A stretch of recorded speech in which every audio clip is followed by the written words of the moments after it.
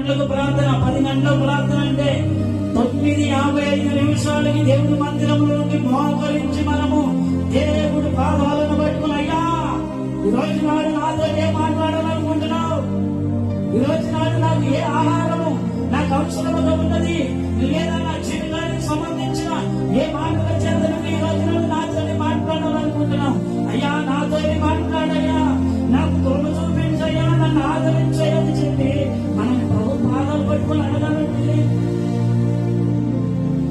దేవునికి స్తోత్రం. హల్లెలూయా.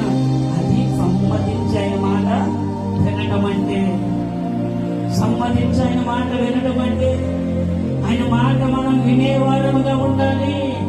ప్రభు పలానా పండు తింటూ అన్నాడు, వారు తిన్నారు, ఏమయ్యారు? సమ్మతించాడు. ఆయన మాట విన్నారా? వినలేదు. సొంత ఆలోచనలకు వెళ్ళిపోయారు, సాతాను యొక్క చేతుల్లోకి వెళ్ళిపోయారు.